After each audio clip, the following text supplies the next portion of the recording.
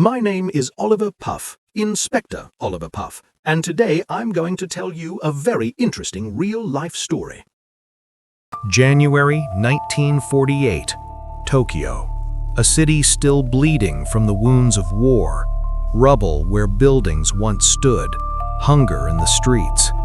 An American occupation tightening its grip over everything, the government, the press, the courts. But on this gray winter morning, something happened that Japan would never forget. A man walked into the Teigin branch of the Teikoku Bank. He wore a long coat. He carried an official identification card. He said he was a doctor sent by General MacArthur's staff to administer emergency anti-dysentery medication. He was calm. He was convincing. 16 employees lined up and drank what he gave them. 12 died in agony within minutes. The man took 160,000 yen and walked out into the cold. This is the Teigin incident, and the truth behind it has been buried for over 70 years. When police arrived at the Teigin branch, the scene was beyond anything they had prepared for. Bodies on the floor, overturned cups still wet with the liquid, survivors in shock, convulsing, the branch manager dead at his desk. The officers were trained for crime, not for this. Forensic examiners worked quickly and came to a chilling conclusion. The poison acted in under 2 minutes. It was not something you could buy at a pharmacy or steal from a factory. This was a compound that required specialist knowledge to prepare and administer, calibrated, tested, precise.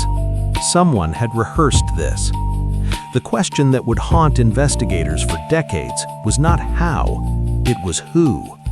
What kind of person walks into a bank, poisons 16 people with military-grade chemicals, and disappears without panic? The survivors gave police a detailed description. A Japanese man, approximately 50 years old, well-dressed, composed, the kind of composure that comes not from confidence, but from experience. He carried an official health ministry card. He spoke in measured, authoritative tone of a medical professional. He explained the procedure carefully. First, liquid held under the tongue, then swallowed.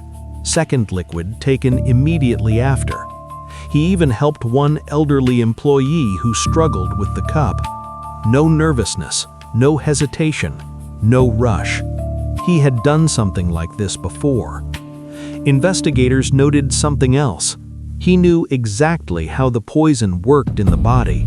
He had timed the doses, the sequence, the quantities. This was not improvisation. This was training. Toxicologists identified the substance, acetone cyanohydrin, an industrial compound, but one that had found a very specific wartime application. In the late 1930s and through the entire Pacific War, the Imperial Japanese Army ran a covert biological and chemical warfare program in occupied Manchuria. It was called Unit 731. What happened inside those facilities is among the most disturbing chapters of the 20th century. Prisoners, Chinese civilians, Soviet POWs, Koreans were subjected to live vivisection, frostbite experiments, plague infection, and poison testing. Thousands died. The officers running Unit 731 were not amateurs. They were doctors, scientists, men with a sophisticated operational understanding of exactly how various substances destroy the human body. When Japan surrendered in 1945, these men came home. And here is where the story turns darker still. The United States government struck a deal. In exchange for the experimental data purchased with human lives, the officers of Unit 731 received full immunity from prosecution. They walked free, back into Japanese society, with their knowledge intact. Police questioned over 1,000 suspects over 8 months. The investigation was the largest in Japanese post-war history.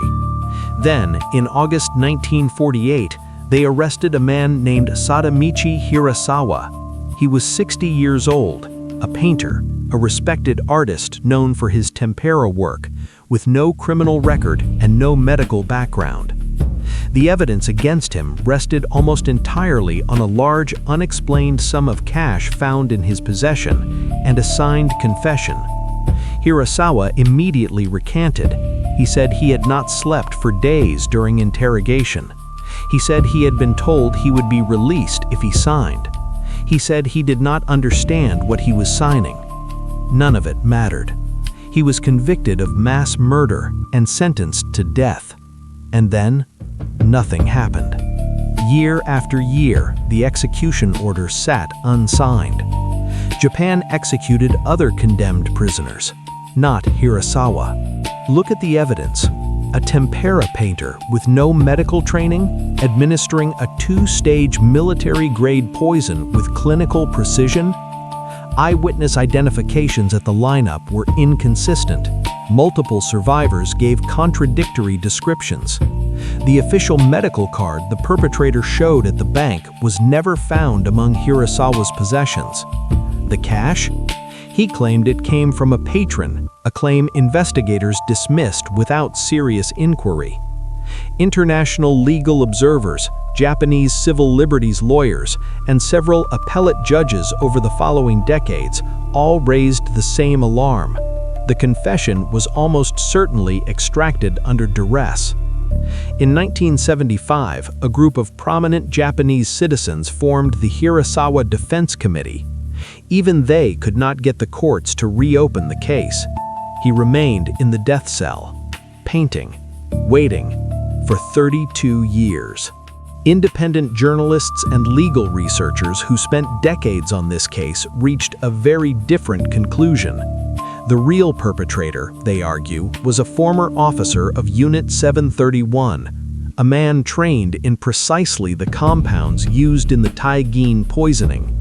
Several names have been put forward over the years. The most credible theory centers on a military physician who, at the time of the crime, was working in an administrative capacity connected to the American occupation structure. Here is the crucial detail. American authorities had every reason to keep Unit 731 buried. A criminal trial connecting a Teigin suspect to the biological warfare program would have made public exactly what the United States had purchased and from whom. It would have exposed the immunity deal. It would have been a catastrophe. So, according to investigators, an instruction went quietly out: do not pursue that line. Find someone else. And they did. The Teigin incident is not simply a cold case. It is a lens through which you can see the entire structure of post-war Japan and what it cost to rebuild inside an occupation. A nation that had committed atrocities on a massive scale, now dependent on its conqueror to survive. A justice system that answered to powers it could not publicly name. A media that reported what it was allowed to report.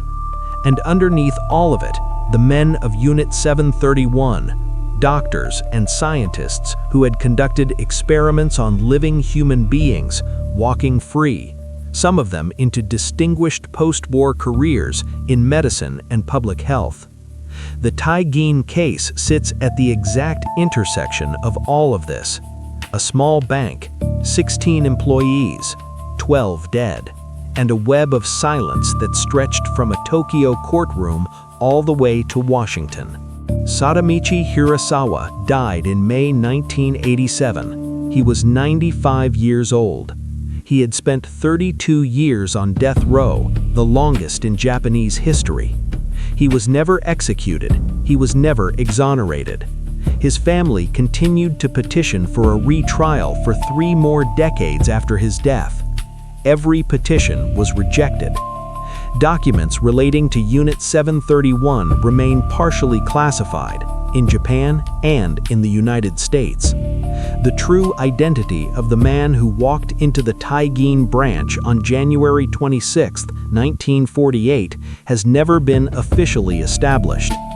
12 people were poisoned to death in under 3 minutes.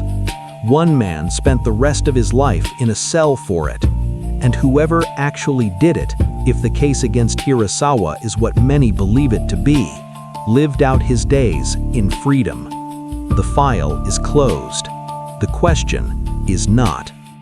The Teigin incident sits at the crossroads of war crime, Cold War politics, and a justice system that chose convenience over truth. It is a story about what happens when the powerful decide that some answers are too dangerous to find, and how easily an innocent person can become the answer instead. If you want to understand the 20th century, really understand it, you have to be willing to look at the places where it chose to look away. This channel exists for exactly that. Subscribe if you want to keep going. Next time, we follow another buried story. Different country, different era, same pattern. A truth that someone decided the world was better off not knowing.